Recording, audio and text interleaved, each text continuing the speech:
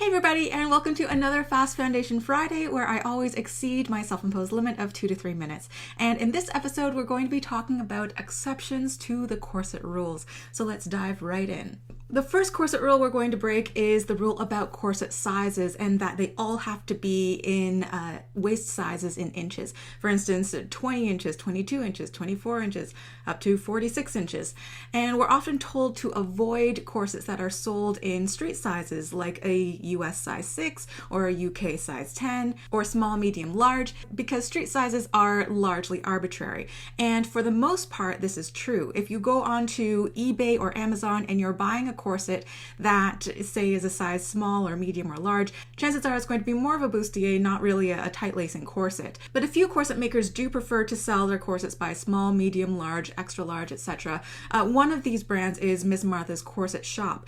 Now, her size small is a size 18 corset. Her size medium is a size 22 corset. And another maker that chooses to do this, and actually she does custom corsets as well, is Ties That Bind. And Jessica, the owner of Ties That Bind, she mentioned that she prefers to sell her corsets in small, medium, large, etc. because when she does a lot of conventions, people don't really want to know what their waist size is in inches. They prefer just to have a street size. It makes them feel better.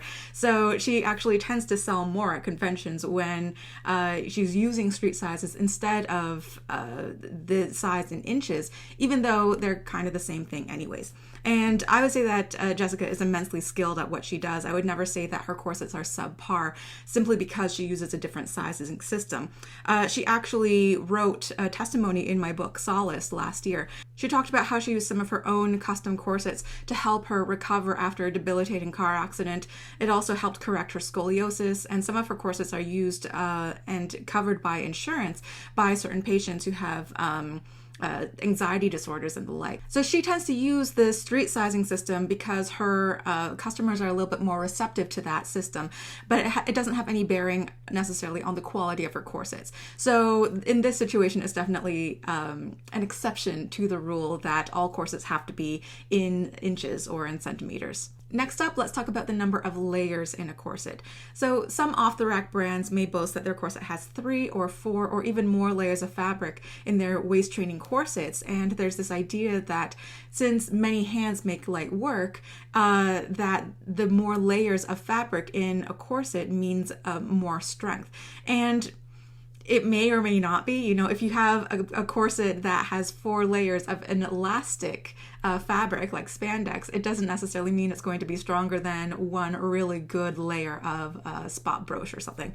And one of the most amazingly strong and comfortable single layer corsets that I have is by Contour Corsets, and that's even a mesh corset. You know, it's full of holes in it, but it is probably the strongest corset that I own, and that's because of the quality of the fabric and the way that it was constructed. Another single layer corset I have that's amazingly comfortable is my single layer spot brooch piece by Bizarre Design.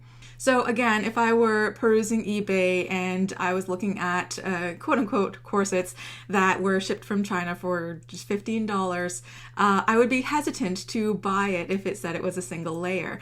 But if I were buying a single layer corset from a reputable custom corsetier, I would not be quite so hesitant. And while we're already on the topic of Contour Corsets and Bizarre Design, both of them have a background in engineering and they like to bend the rules where they can.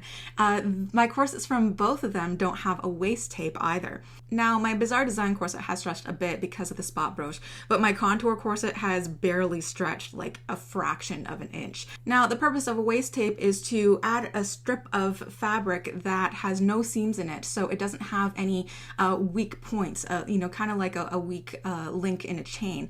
And so it's placed at the spot where you have the highest reduction and therefore the most pressure on the corset.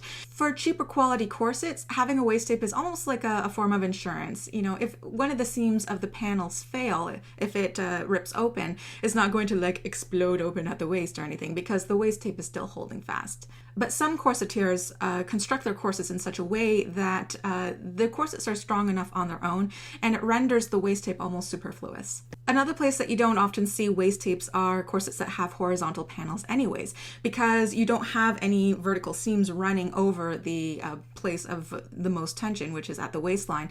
So the panel that wraps around the waist kind of acts like a waist tape in itself anyways. You see this mostly with ribbon corsets, although I think Pop Antique just puts waist tapes in her ribbon corsets anyways. Now let's talk about zippers in corsets. Once again, if I see a corset on eBay that claims it's for heavy duty waist training, but I see like a hook and eye on it or a side zipper, especially if the zipper has those colored nylon coils to match the rest of the fabric, I will probably not try it out. But some corset makers do successfully use zippers in their corsets, and in fact I've made an entire gallery about them on my blog, and I will link that up in the cards and in the description down below. The strongest zippers have metal teeth, not plastic, and they are well supported with flat steels on either side of the zip. They are also typically placed on a seam that doesn't have much curve, often the center front, instead of the side seam, so that there's no unequal strain on the zip that might cause it to fail. I believe Amy Crowder of Wasp Creations had once written about how a good quality and well-installed zipper can possibly even be stronger than a conventional busk. And some other makers that utilize zippers in their work include Puimon, KMK Designs, Mitchell Dane, Sin & Satin, and of course Contour Corsets. Now let's talk about the number of panels in a corset. So I've seen panels with 2 panels per side. I believe Damsel in this dress has corsets that are only 2 panels.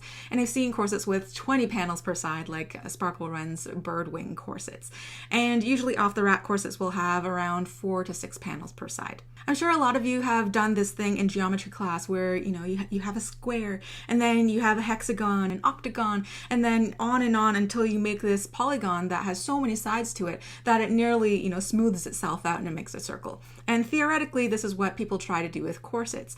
They try to take, flat 2-dimensional fabric and wrap it around a body that is 3-dimensional. And technically speaking, the more inflection points you have, the smoother it's supposed to wrap around that 3-dimensional figure, and you have more opportunities to really customize the fit. Of course, it would be absolutely bonkers to make a corset with an infinite number of panels, and the polygon thing doesn't really translate well to fabric because fabric is malleable. But all that stuff aside, with most off-the-rack corsets and whatnot, you aim for a happy medium of 4 to 6 panels per side in most cases. And you can even further tweak the fit with gores and fluted panels, kind of like with what Katie did in their hip gores. But you've seen me review corsets, and some corsets that have 4 panels per side are even curvier and more comfortable than some other corsets I've reviewed that have 6 panels per side. So the more panels does not necessarily mean that it is necessarily more comfortable or more curvy. That has more to do with the shape of each panel and the way it's constructed and the fabric used and whatnot. And there's one designer, Karolina Laskowska, who just took this idea to an entirely new level by making a corset made from only 1 panel, just like 1 piece of fabric, which is really clever.